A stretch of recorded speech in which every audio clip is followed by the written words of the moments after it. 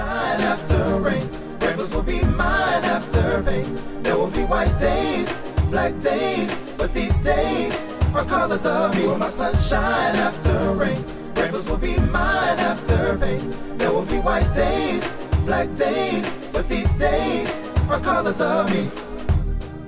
There doesn't have to be gray sky, and I don't have to tell white lies. Green eyes are only gonna watch me as I rise. It's on right now? Yeah. I love it! Oh my god! Okay, so much to talk about. Everybody, this is DeWayne. Hey everybody, introduction. We're in Brooklyn, New York. Big up to Brooklyn. Bed-Stuy, baby. You in the hood now. Whether you like it or not. Done. We're both transplants from other places here in the city, making our lives work here in the city, doing our passions. You're doing your passion. Oh. You're doing your passion. Doing our passion. This is something that this is why this kind of thing came up, because I'm still trying to find, well, I don't know, I'm still trying to reconnect with whatever my passion is. He just found his, and he's on his way. So just go ahead and explain it, because no, it's seriously something that needs, for those of us, there's a lot of people, and there's a lot of people right now who are going through, a lot of people lost their jobs, and a lot of people are trying to figure out what it is that they want to do with their lives. And everybody's saying, you know, this is the perfect time for you to, you know, take your passion and run with it and go build a legacy out of that. But I'm sitting here like, okay, well, what should I be doing? I don't know. It's like, I'm searching. I'm still searching. So it's very refreshing that you seem to have found it. So go ahead and share with people. Okay, so by chance did I find my passion. It wasn't anything that I had planned. I'm from New Orleans. Big up to New Orleans. Everybody back home. Hello, everybody. But it wasn't something that I knew what was going to happen. I'm going back to school in the fall. I'm going to a Christian school, and I'm getting a church music degree with a double major in pastoral ministries. A friend of mine here in New York goes to this Christian college and was like one day, hey, why don't you come by my school and check it out? I know you were thinking about school, you know, or you had the options open of going to school. And I was like, okay. And so I went. It wasn't an open house. I met with a guidance counselor, took a placement test. The school is giving me like $3,000 in grants. You know, and then the only thing that I really have out is the subsidized and unsubsidized loans from the government, plus a scholarship from the music program that I'll have for all 4 years. Like, it's really been a blessing, and this was just by chance. So yes, God is absolutely good, and it's a new passion for me. It's something that I love to sing. I love music in general. I'll learn how to play the piano in this program. Like, these are some of the passions I've always wanted to acquire, and now I'm going to work on them. So I absolutely implore you that if you really desire to do something, go after it. Just do it and see what happens. You never know until it happens. And so here's the question that I have. Okay. Because you said, you know, go out and do your passion and get out there and do it. So what do you say to those people who,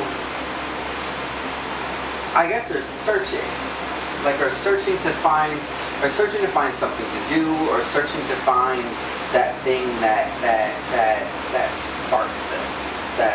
Because you're very excited. We passed the school the other day, and you're very excited to go back, and you know, I can see that excitement in you, and it's just like, oh my God, I want to be that excited about something again. You know what I mean? So it's just like, what are those of us who are just sitting around trying to figure out what that thing is? How do we find it? For me, it was prayer.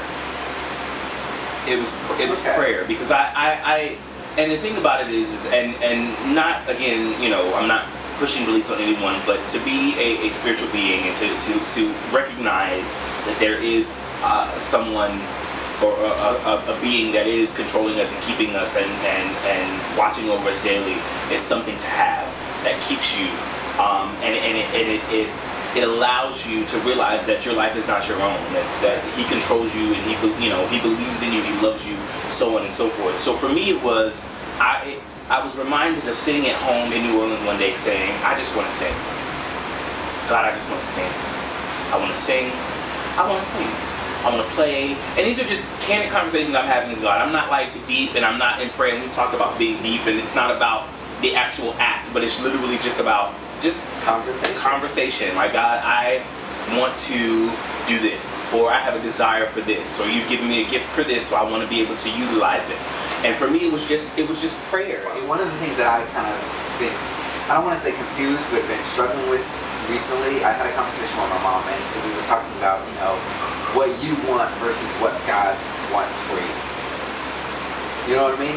So it's okay, is it enough to put out, like, one of the things that I've always wanted to do, but have been too scared to try, was to act. I always wanted to act since I was that tall. I wanted to act. But I've never tried it.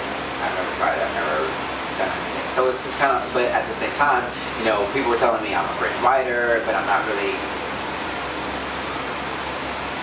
you know what I mean? I'm not really like, let me go sit down and write something right now. But people were like, you're a great writer. I'm like, okay, thanks, but I don't really, but at the same time, here's this other thing that I've wanted to do since I was a kid, and I feel like I would have passion for it, but I don't know, and I don't know if that's what my purpose is. Maybe that's what I'm saying. Am I fighting myself, trying to figure it out? Am I really just closing myself off to all of these things? And I don't know. Where's the answer? It reminds me of an analogy I gave at our Touch and Agree first time you came. Which, if you're in the New York area, Touch and Agree, we meet on Tuesdays at about 6:15, either at the Starbucks on 39th and 8th, or at the square in between 50th, in between 8th and 9th. Yeah, and we just sit around and we just talk and we love each other, and it's a great fellowship. But anyway, I gave this analogy, and it's really been blessing me. It's as if God has already been to the end of your life, and has pinpointed every mark, situation, every encounter that you'll face, and he's working backwards while you're working forwards through where you're going to your destiny. So he's already been to your destiny. He already knows how everything is going to be set up. He already knows, He already knows where you are, where you're going, where you're headed, and you're working forward as he's working backwards, and he's trying to guide you and lead you to the end of this, to your destiny. So it's as if, you're focusing, your brain and mind can only conceive one dimension of where you are right now. Right. This particular, whatever is in this box is what you can conceive. Whereas he's outside of the box in other dimensions and other circles saying, okay, I'm adding this and I've added that because this is where you're going.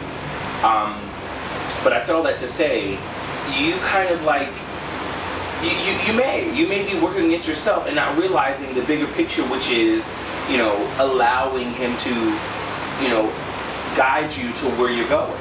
Okay. You take all of these other entities, like you're a great writer, you desired to act since you were little, you speak very well. Like, you take all those other entities and they'll add up to whatever this destiny is. Right. But if you dwell on this one little thing, like I'm just a great writer and that's all I'll ever be, then it's like there's so much more outside of that. No. You're blinking. What is that? What's going on with the clicking? Battery's dying. Say what you have to say before we die. Love you, mean it. Bye. That's all I'm gonna say. Yay!